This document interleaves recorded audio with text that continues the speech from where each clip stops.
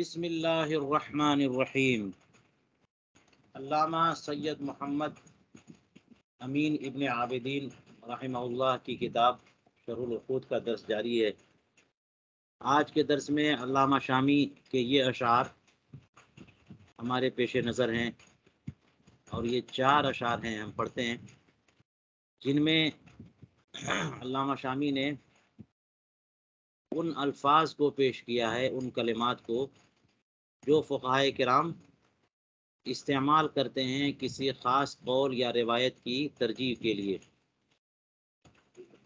تو ان الفاظ کا مفہوم کیا ہے اور کیا درجہ ہے، ترجیح میں کیا مرتبہ ہے اس کا، یہ بھی جاننا ضروری ہے ایک مفتی کے لیے۔ فرماتے ہیں وحیث وجدت قولین وقد صحح واحد فذاک المعتمد بنحو ذا الفتوى علیہ الاشبہ والاظہر المختار ذا والاوجہ او الصحیح والاصح آکد منہ وقیل عکسہ المؤکد کذا به یفتى علیہ الفتوى وذانی من جمیع تلک الاقوى۔ دیکھ لیجئے، فرماتے ہیں کہ جہاں کہیں بھی تمہیں 2 قول ملیں اور ان میں سے ایک کو صحیح قرار دیا ہو تو وہی والا معتمد ہے، قابل اعتماد وہی قول ہے کہ جس کو صحیح قرار دے دیا گیا، وہ صحیح کہہ دیا۔ 2 روایتیں یا 2 قول بیان کیا اور ایک کو کہہ دیا وہ صحیح، تو وہی معتمد ہے۔ اور یہ تصحیح کیسے ہوئی ہے؟ فرماتے بنحو اس قسم کے الفاظ سے، کہ جیسے کہ کہا جائے ذل فتویٰ علیہ، یہ وہ ہے کہ فتویٰ اسی پر ہے، یا الاشبہ یہ اشبہ ہے، والازہر اور یہ کہہ دیا جائے کہ یہ ازہر ہے، تو ذا مبتدا الفتویٰ علیہ، اور یہی اسی پر ہے ذا الاشبہ یا ذا الازہر، یہ وہ ہے قول ہے کہ جس پر فتویٰ ہے، یا یہی اشبہ ہے، یا یہی ازہر ہے۔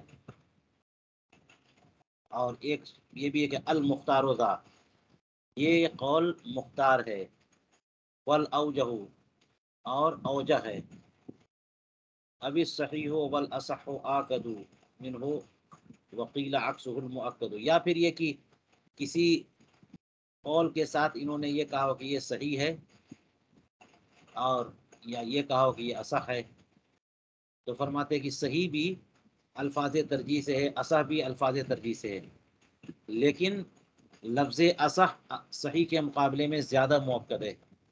اس کا مطلب کیا ہوا کہ 2 قول بیان فرمائے، ایک کو کہا وہو صحیح اور دوسرے کو کہا وہو الاصح، تو ان دونوں میں کسے ترجیح حاصل ہے؟ تو جس کو اصح فرمایا وہ راجح ہوا۔ اب ترجیح کے اسباب، ترجیح کا مفہوم یہاں بیان کر رہے ہیں کہ یہ مطلب نہیں ہے ترجیح کا کہ وہ غلط ہے اور مکمل طور پہ مرجوح ہے وہ، بلکہ الفاظ تاکید اور تقویت سے ہیں، کہ صحیح جو ہے نا وہ بھی صحیح ہے، مرجوح نہیں ہے، لیکن یہ کہ یہ زیادہ بہتر ہے۔ اور ایک قول اس سلسلے میں یہ ہے کہ اس کا عکس مؤکد ہے، یعنی ایک کو اگر صحیح کہا دوسرے کو اصح کہا تو تاکید کس میں؟ اصح میں ہے، لیکن دوسرا قول یہ کہ تاکید اس میں ہے جس کو صحیح کہا گیا۔ اس کی توجیہ آگے کریں گے کہ کیسے یہ قول آ گیا کہ 2 قول میں سے ایک کو صحیح دوسرے کو اصح کیا تو صحیح والا زیادہ مؤکد ہو گیا، کہ اس کا کیا مطلب ہے آگے بیان کریں گے۔ قضا بہی یفتہ، اسی طرح سے بہی یفتہ کہیں گے تو یہ بھی کلمات ترجیح اور علامات افتاء سے، کیوں ہی علیہ الفتویٰ کہیں گے تب بھی علامات افتاء سے یہ ہے۔ اور یہ دونوں جو ہیں بہی یفتہ و علیہ الفتویٰ،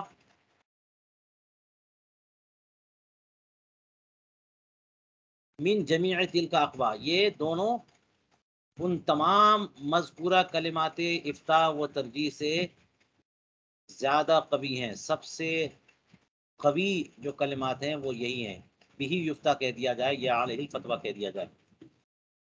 دیکھ لیجئے اب یہ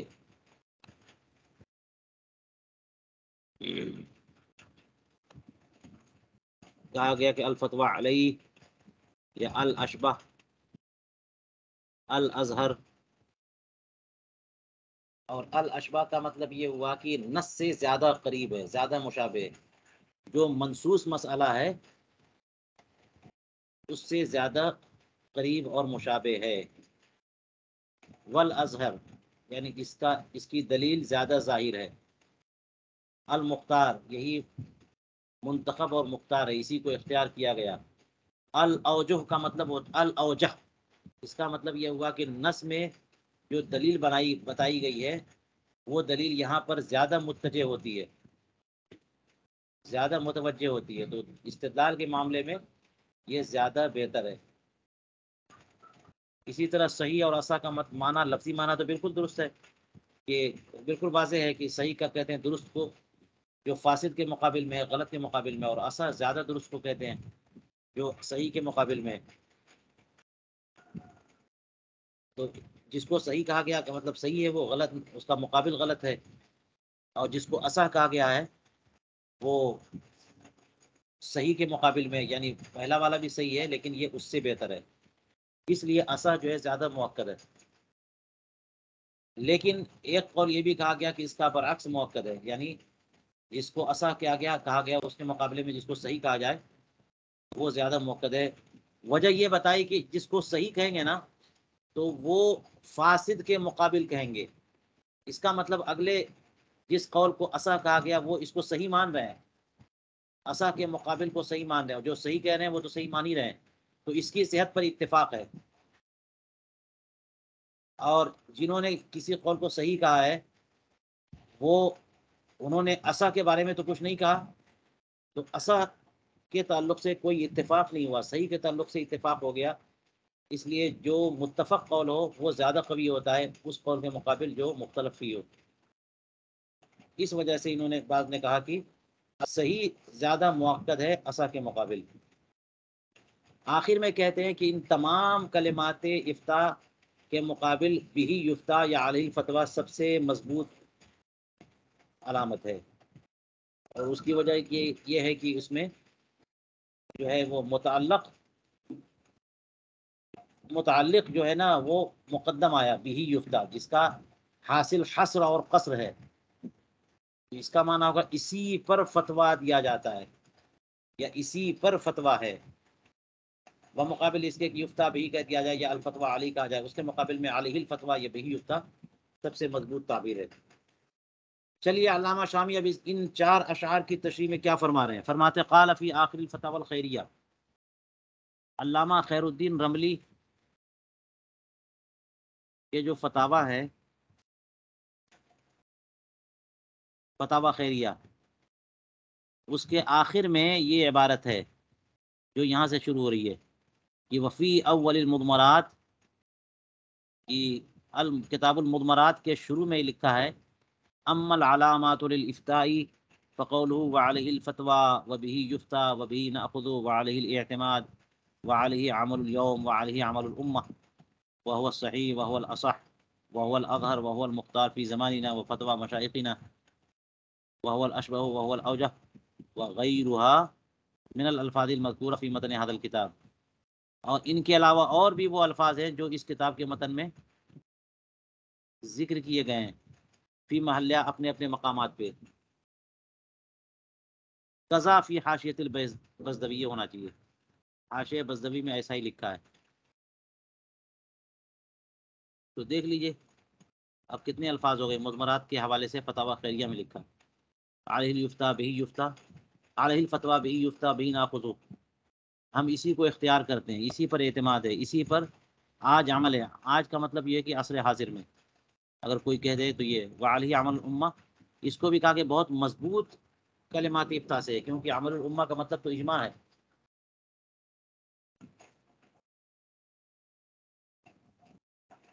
آگے فرماتے وبعض هذه الالفاظ آکد من بعض، ان الفاظ میں بعض سے زیادہ مؤکد ہے، ان میں بھی ترتیب ہے، لہذا فلفظ الفتویٰ آکد من لفظ صحیح، تو لفظ فتویٰ جو ہے لفظ صحیح اور لفظ اسا اور لفظ اشبہ وغیرہ کے مقابل میں زیادہ موقع ہے. کیوں؟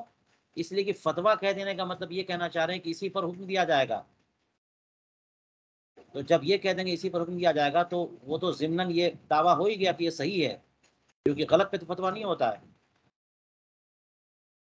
تو خالی یہ کہہ دینا کہ وبہ یفتیٰ یا علی الفتویٰ، یہ صحیح اور اسا کے مقابلے میں زیادہ موقع ہے. وَلَفْظُ بِهِ یفتیٰ آکد من لفظ الفتویٰ علیہ، اور یہ جو کلمہ ہے بہی یفتیٰ،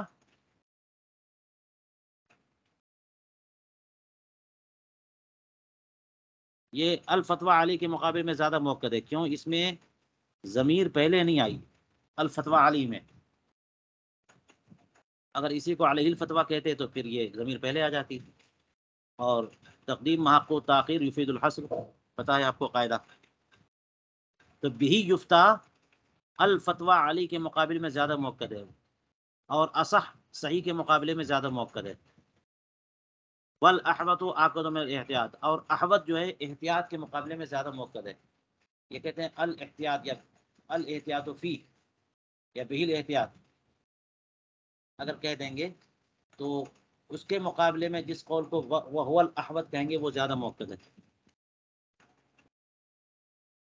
اب یہاں پر انہوں نے یہ کہہ دیا کہ والاصح آکد من الصحیح، یہی ایک مشہور قول ہے کہ ایک قول کو صحیح کہا دوسرے کو اصح کہا تو اصح کو ترجیح دینی چاہیے صحیح پر. اصح کو ترجیح حاصل ہے صحیح پر. لیکن بعض لوگ اس کا اپوزٹ بھی کہتے ہیں، تو اس لیے اس کو علامہ شامی نے تفصیل سے بیان کیا. فرماتے ہیں لیکن فی شرح المنیہ، منیت المصلی کی شرح میں مس مصحف کے بیان میں فرمایا کہ والذی اخذناہ من المشائخ انه اذا تعارض امامان معتبران في التصحیح فقال احدهما الصحیح كذا وقال الاخر الاصح كذا فالاخذ بقول من قال الصحیح اولا من الاخذ بقول من قال الاصح. یہ دیکھیے فرماتے ہیں کہ جو نکتہ یا معلومات ہم نے اپنے مشائخ سے حاصل کی ہے، جو ہم نے علم حاصل کیا ہے وہ یہ ہے کہ جب دو ایسے امام جو ائمہ تصحیح سے ہیں، تصحیح میں معتبر ہیں، ایسے دو ائمہ تصحیح اگر یہ تعارض کر جائیں، اختلاف کر جائیں آپس میں، کہ ان میں سے ایک قول کسی قول کو صحیح کہیں الصحیح و قضا، اور دوسرے قول کو الاصح و قضا کہیں، تو کس کو لیا جائے؟ تو فرماتے ہیں کہ جو الصحیح ہو کہے گا اس کا قول اختیار کرنا زیادہ بہتر ہے بمقابل اس کے قول کے جو الاصح و قضا کہے. تو الصحیح جو ہے وہ الاصح کے مقابل میں راجح ہے. یہ شرح منیہ کی عبارت سے واضح ہوا. ریزن اس کی وجہ کیا ہے؟ لأن الصحیح مقابلہ الفاسد، اس لیے کہ صحیح کا مقابل جو ہے وہ کون ہے؟ فاسد ہے. تو یہ کہہ رہے ہیں کہ الصحیح و قضا یا ھذا وہ صحیح، اس کا مطلب یہ کہنا چاہ رہے ہیں کہ اس کے مقابل جو قول ہوگا نا وہ فاسد ہے، تو وہ اس قول کو فاسد کہہ رہے ہیں. اور جو یہ کہے گا ایک قول کو کہ الاصح و قضا، تو وہ یہ کہہ رہے ہیں کہ پہلا والا جو ہے نا وہ صحیح ہے، یہ اصح ہے. تو اس کا مطلب پہلے والے کی صحت پر اتفاق ہو رہا ہے نا. جو اصح کہہ رہے ہیں اس کے مقابل ان کے نزدیک بھی جنہوں نے الصحیح کہا ہے وہ والا قول الاصح والے قول کے نزدیک بھی صحیح ہے. لیکن جنہوں نے الصحیح کہا ہے ان کے نزدیک تو الاصح والا قول فاسد ہوا، اس لیے وہ قول اختیار کرنا جس کی صحت پر اتفاق ہو زیادہ بہتر ہے. فرماتے ہیں والاصح مقابل ہو صحیح، تو صحیح کا مقابل تو فاسد ہے اور اصح کا مقابل صحیح ہے. فقط وافق من قال الاصح قائل صحیح، تو اگر معاملہ یہ ہے تو کہیں گے کہ جنہوں نے الاصح کہا ہے وہ موافقت کر رہے ہیں اس کی جنہوں نے الصحیح کہا ہے، اس بات پر کہ وہ صحیح ہے. تو جنہوں نے کہا الصحیح ہو قضا، وہ قول صحیح ہے الصحیح کہنے والے کے نزدیک بھی اور الاصح کہنے والے کے نزدیک بھی. اور جنہوں نے الصحیح قضا کہا ہے وہ تو اصح کے مقابلے میں صحیح کہہ رہے ہیں نا، تو اس کا مطلب صحیح کہنے کا مطلب اصح والا جو ہے وہ فاسد ہے. فَعِندَهُ ذَلِكَ الْحُكْمُ الْآخَرُ فَاسِدٌ، تو وہ جو جنہوں نے صحیح کہا ہے ان کے نزدیک وہ دوسرا والا جو حکم ہے جس کو دوسرے نے اصح کہہ دیا ہے وہ ان کے نزدیک فاسد ہے. فَالْأَخْذُ بِمَا اتَّفَقَا عَلَىٰ أَنَّهُ صحیح اولا، لہٰذا فرماتے ہیں کہ جس کی صحت پر اتفاق ہو گیا دونوں کا، دو ائمہ تصحیح و ترجیح ہیں، دونوں کا اس قول کی صحت پر اتفاق ہو گیا، وہ اختیار کرنا زیادہ بہتر ہے بنسبت اس قول کے لینے کے کہ جو قول جو ہے نا ان میں سے کسی ایک کے نزدیک فاسد ہو. جی یہ قول جو ہے نا یہ توجیہ بڑی معقول بات لگتی ہے، لیکن یہ کیونکہ ہے نہیں ہر جگہ، اس لیے پہلا ہی والا قول جو ہے نا معتبر ہے کہ اصح جو ہے وہ صحیح کے مقابلے میں زیادہ مؤکد ہے. چلیے شرح منیہ کے حوالے سے یہ بات تو آ گئی، اور ایک اور حوالہ دے رہے ہیں اس کا دوسری تفصیل کا کہ وذکر العلامہ ابن عبد الرزاق فی شرحہ علی الدر المختار، در مختار کی شرح علامہ ابن عبد الرزاق نے بھی لکھی ہے. وہ فرماتے ہیں کہ ان المشہور عند الجمہور ان الاصح آکد من الصحیح، کہ جمہور کے نزدیک مشہور تو یہی ہے کہ اصح جو ہے صحیح کے مقابلے میں زیادہ مؤکد ہے. لیکن شرح بیری میں کیا لکھا ہے؟ فرماتے ہیں کہ شرح بیری میں یہ ہے کہ قال فی الطراز المہذب الطراز المذہب ناقلا عن حاشیۃ البزدوی. الطراز المذہب جو ہے نا یہ کتاب ہے جو جس میں انہوں نے حاشیہ بزدوی سے نقل کرتے ہوئے فرمایا کہ قولہ هو صحیح یقتضی ان یکون غیرہ غیر صحیح، کہ ان کا یہ کہنا ہو صحیح یہ تقاضا کرتا ہے کہ صحیح کا مقابل جو ہے وہ غیر صحیح ہے. وَلَفْظُ الْأَصَحِ يَقْتَضِي أَن يَكُونَ غَيْرُهُ صَحِيحًا، اور لفظ اصح جو ہے یہ مقتضی اس بات کا ہے کہ اس کا مقابل جو ہے وہ صحیح ہو. یہ نقل کرنے کے بعد فرماتے ہیں علامہ پیری زادہ اقول ينبغي ان يقيد ذلك بالغالب، یہاں غالب کی قید لگانی چاہیے. ہر جگہ ایسا نہیں ہوتا کہ جو جس نے اصح کہا ہے وہ اس کا مقابل صحیح کو صحیح مان رہے ہیں. لأننا وجدنا مقابل الاصح الروایت الشاذہ، کیونکہ ہم نے ایسا بھی ہوا ہے کہ ہمیں ملے ایسے اقوال جو اصح جس کے بارے میں اصح کہا گیا اس کے مقابل جو روایت تھی وہ روایت شاذہ ہے، وہ صحیح نہیں ہے. تو تغلیباً یہ کہہ دیا جائے غالب یہی ہے کہ جو اصح ہے وہ صحیح کا مقابل ہے، روایت شاذہ کا مقابل نہیں ہے، جیسا کہ مجمع البحرین کی شرح میں ہے. فرماتے ہیں کہ اسی طرح سے در مختار میں بعد نقل ہی حاصل ما مرہ، جو کچھ گزرا اس کا خلاصہ نقل کرنے کے بعد فرماتے ثم رأیت فی رسالتی آداب المفتی، اس رسالے میں میں نے دیکھا، علامہ حسکفی فرما رہے ہیں، وہاں سے علامہ شامی نے لکھا نقل کیا اور یہ عبارت آپ پڑھ چکے ہیں. فرماتی اذا زیلت روایت فی کتاب معتمد بالاصح اب الاولا اب الارفق ونحوها فله ان یفتی بها وبمخالفها ایضا این شاء. فرماتے کہ جب کوئی روایت کسی معتمد کتاب میں آئے اور ساتھ میں الاصح کی تزیل بھی لگ جائے، یعنی آخر میں اسی کو اصح کہہ دیا جائے یا اولا کہہ دیا جائے یا ارفق کہہ دیا جائے، یا اسی جیسے کچھ کلمات ترجیح، کلمات افتاء، تو کہتے ہیں کہ مفتی کو حق حاصل ہے کہ اس پر فتویٰ دے اور اس کے مخالف پر بھی فتویٰ دے سکتا ہے جس پر چاہے.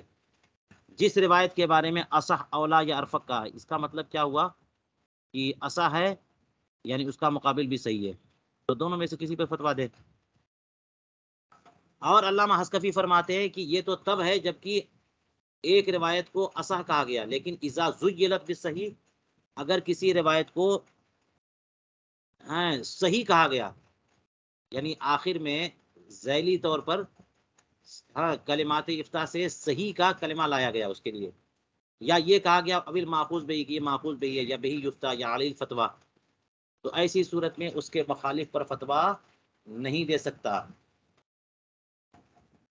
ایک کو اگر صحیح کہہ دیا گیا تو اس کا مقابل غلط ہے، فاسد ہے، تو مقابل پر فتویٰ نہیں ہو سکتا. الا اذا کان فی الہدایہ، مگر یہ کہ اگر ہدایہ میں مثال کے طور پر کہا گیا صاحب ہدایہ نے وہ صحیح کہا اور صاحب کافی نے اس کے مقابل قول کو وہ صحیح کہا، تو یہاں پر بھی صحیح اور صحیح کا تقابل ہے، تو اختیار ہوگا جس کو چاہے جو ہے نا اختیار کرے جو اس کے نزدیک اقوا ہو.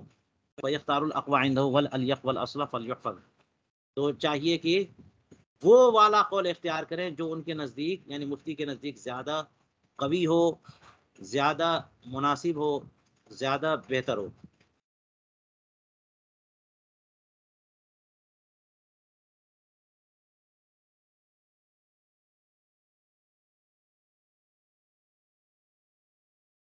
دیکھ لیا آپ نے، اس سے اندازہ ہو گیا نا در مختار کی اس عبارت سے کہ اصح کے مقابلے میں جو صحیح ہے وہ زیادہ مؤکد ہے، کیونکہ اس میں تو اجازت ہی نہیں مل رہی ہے کہ اس کے مقابل پر فتویٰ دیں، اور جس میں اصح کہا گیا اس کے مقابل پر فتویٰ دینے کی اجازت بھی مل رہی ہے، اس لیے اصح کے مقابل صحیح زیادہ راجح ہے. یہ دو تین عبارتیں اس کی حمایت کرتی ہیں، ورنہ بات اصل وہی ہے جو پہلے بیان کر چکے کہ صحیح کے مقابل میں اصح کو زیادہ مؤکد مانا جائے. چلیے ان تین چار عبارتوں کا خلاصہ فرماتے قل، تو علامہ شامی فرماتے وحاصل ھذا کلہ، ان تمام عبارتوں کا خلاصہ یہ ہے کہ انہ اذا صحح کل من الروایتین بلفظ واحد کأن ذکر فی کل واحدۃ منہما هو الصحیح او الاصح او به یفتى تخیر المفتی. خلاصہ یہ ہوا کہ دونوں روایتوں میں سے ہر ایک کو ایک ہی کلمے کے ساتھ صحیح قرار دیا گیا ہو، وہ صحیح ہو صحیح کہا گیا، اصح اور صحیح نہیں، ایک ہی کلمہ. جیسے کہ ہر ایک کے بارے میں وہ صحیح کہا گیا، یا ہر ایک کے بارے میں اصح کہا گیا، یا ہر ایک کے بارے میں بہ یفتہ کہا گیا، تو دونوں قول مضبوط ہو گئے. مفتی کو اختیار ملے گا کہ جس کو اصلح اور اوجہ سمجھے اور قوی سمجھے اس پر فتویٰ دے.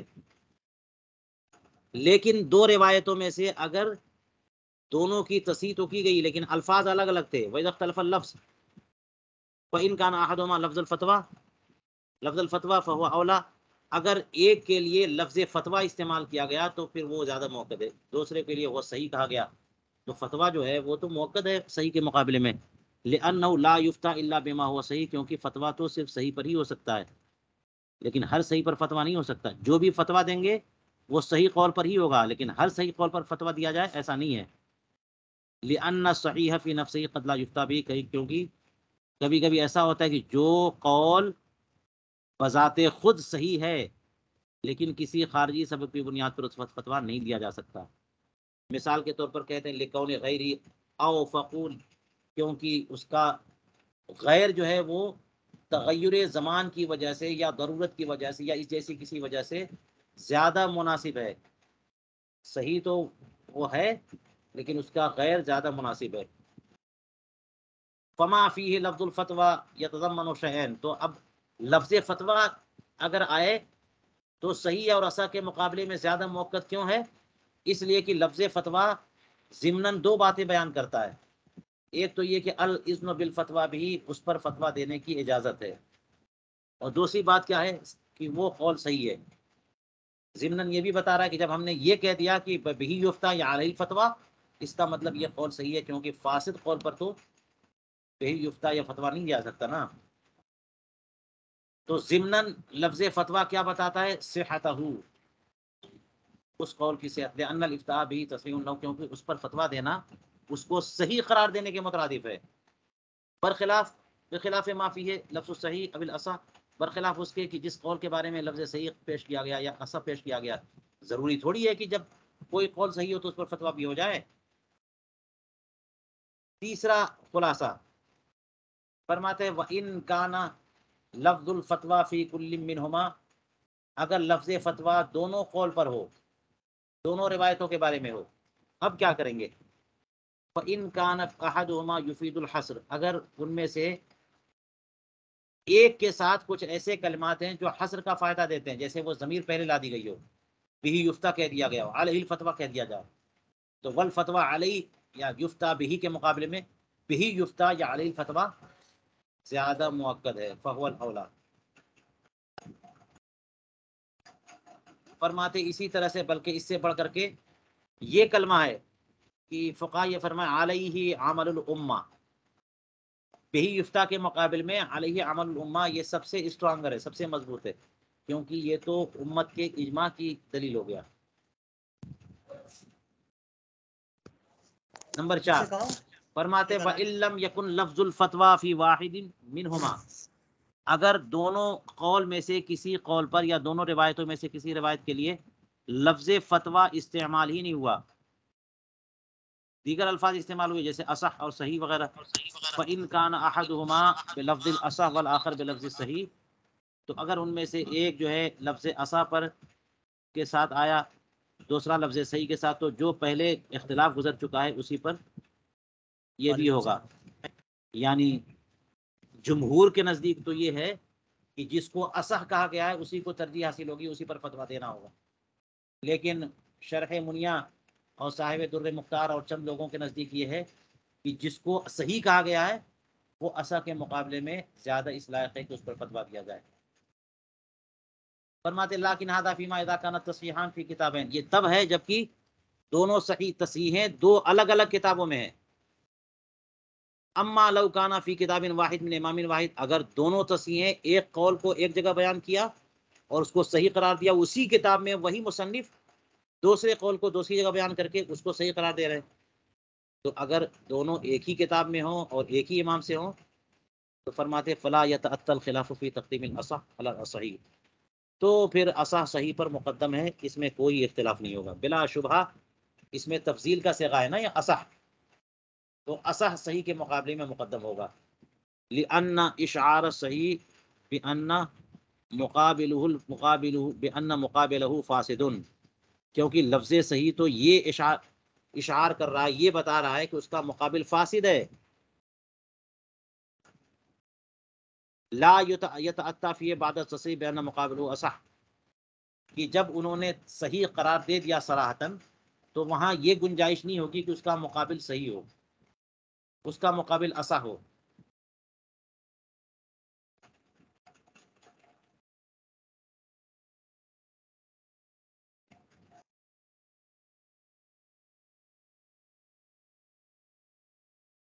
یعنی ایک جگہ جب اصح کہہ دیا اور اس کے بعد جب صحیح کہیں گے تو وہاں صحیح کا معنی یہ لیا جائے کہ اس کا مقابل فاسد ہو، یہ گنجائش نہیں ہے. انہوں نے تو خود ہی صحیح کے مقابل کو اصح بیان کر دیا ہے، تو یہاں پر صحیح کا مقابل فاسد ہو، یہ اس کی گنجائش نہیں ہے. اس لیے اگر ایک ہی کتاب میں ایک ہی مصنف نے ایک قول کو صحیح کہا دوسرے کو اصح کہا تو اصح کو زیادہ اہمیت حاصل ہے.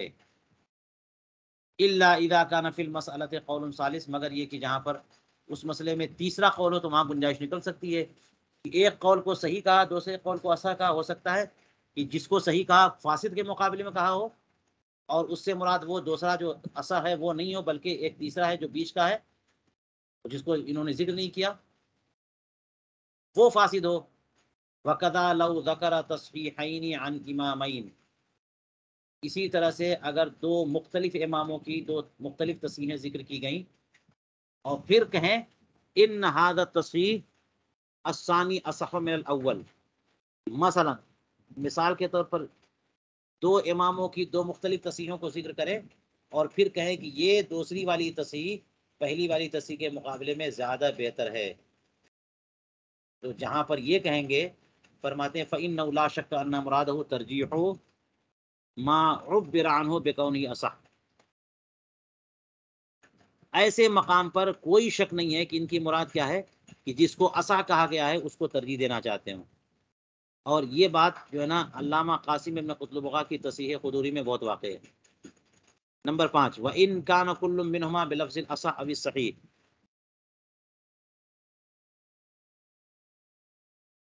اور اگر دونوں کے دونوں لفظ اصح سے یا لفظ صحیح سے ہوں تو اس میں کوئی شک نہیں ہے کہ دونوں میں اختیار ہوگا.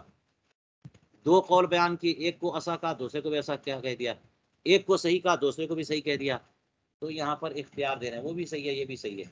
اختیار ہے کہ جس کو مناسب سمجھے وہ قول اختیار کر لے مفتی. یتخیر بینہما اذا کان الامامان المصححان فی رتبۃ واحدۃ، جبکہ دونوں ائمہ تصحیح جو ہے وہ ایک ہی مرتبے کے ہوں. اما لو کان احدہما اعلم، اور رہی وہ صورت کی اگر ائمہ تصحیح میں سے ایک عالم ہے دوسرے کے مقابل، تو پھر عالم کو تو ترجیح حاصل ہوگی. فإنہ یختار تصحیح ہو، تو ان کی تصحیح کو اختیار کرے گا. کما لو کانا، اس کی مثال دیکھ لیجئے، جیسے کہ ایک جو ہے نا قول کی تصحیح ذکر ہے خانیہ میں فتاوی قاضی خان میں، اور دوسرے قول کی تصحیح کا ذکر فتاوی بزازیہ میں، تو فتاوی خانیہ کا مقام تو بہت بلند ہے نا. فتاوی بزازیہ کے مصنف کے مقابل امام قاضی خان، ان کی تصحیح و ترجیح پر تو سب کو اعتماد ہے. یہ جو قول نقل کرتے ہیں سب کو اعتماد ہوتا ہے اس پہ. فإن تصحیح قاضی خان اقویٰ، کیونکہ امام قاضی خان کی تصحیح زیادہ قوی ہے.